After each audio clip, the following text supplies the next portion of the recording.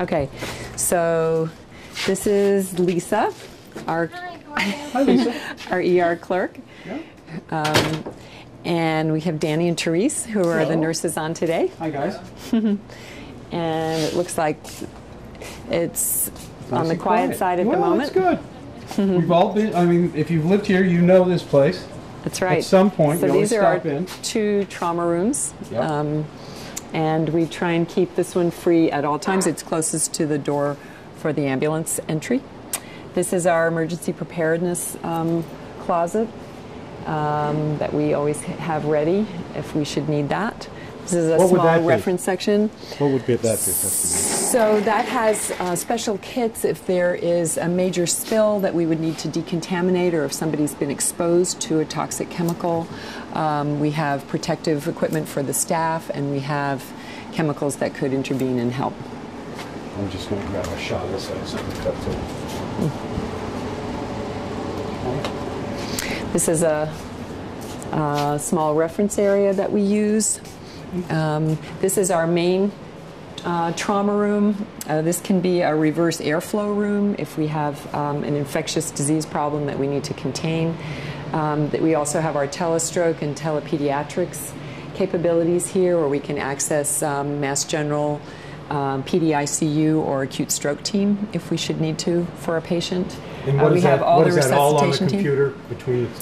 Yes, so we have a screen and the ability to see in real time the acute stroke team at Mass General, and they can see the patient and help us to examine the patient and determine the best course of action.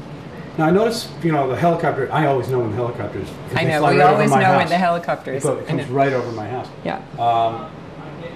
What is the deal with that? I mean, why is it? It's frequent. It happens a lot. So we use MedFlight about 350 times a year, approximately, and it is the link for us to tertiary care Boston medicine. And we try and be very clear.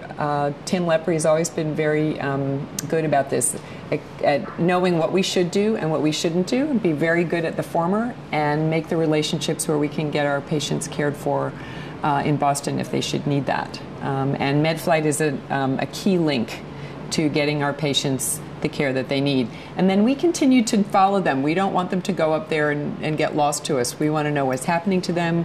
We have feedback from the teams in Boston so that we can constantly improve our care and also take good care of the patients when they come back to us. Should we assume that every time that flight is happening, that it is a serious emergency? Or can it be just if, you know, I just want to fly in the air, you know. Well, it's not like a taxi service. You know, it is. Okay. If someone's in that helicopter, you can assume that they have a condition that we can't treat here in the best way possible. Right. And so if somebody needed that, we would make sure that they got that care. Usually it would be from MedFlight. Sometimes MedFlight's not flying. As you know, we can be really cut off here by weather. How long does it take?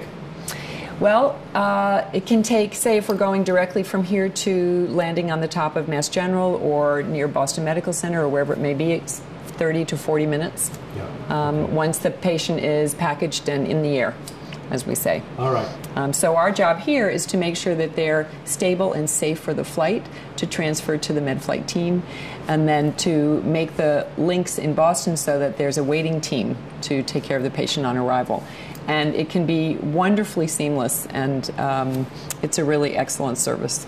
And we have 3 subacute rooms and a procedure room, a minor procedure room here.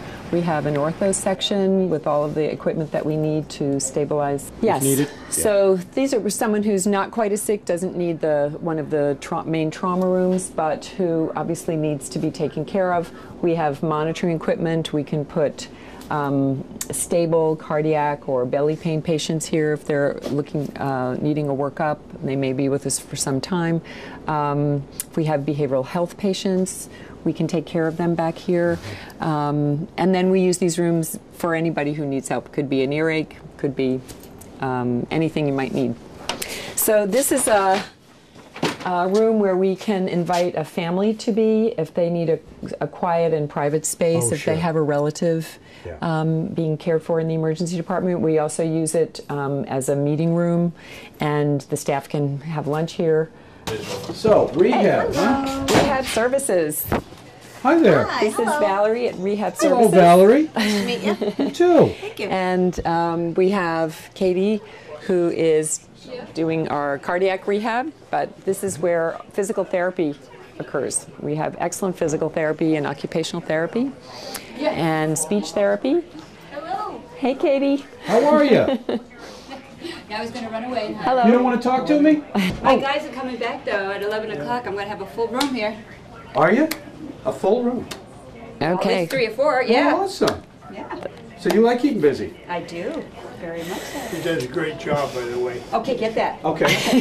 She does? Why do you say that? because I went through her program in '04, and I ride my bicycle, and I'm just come up here. I got another problem with my hand, but I always say hi to her and tell her what a great job she Are you did. keeping up with what she's taught you and all that Oh stuff? yeah, I ride my bicycle. Do you have any advice for people that Just stay active. just keep moving, huh? Stay Right. active? Yep. Keep that heart rate up when you work out. Yeah, not too fast, so she said. This is Gene, right? Gino, Gino, there you go. Yeah. Tom Curley. Yeah. good to meet you. Yeah, good to meet you. Okay, thanks Have for a good the input. Okay.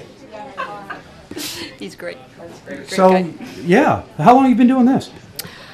12 years. 12 years. 12 years Yeah. we've had the program going into our 12th year. Yeah. Now, I think physical therapy is a great field to get into. It is, but I don't do physical therapy. I do the cardiac rehab. Okay, well, what's the difference? Big difference. I just work with hearts. Okay. Yeah.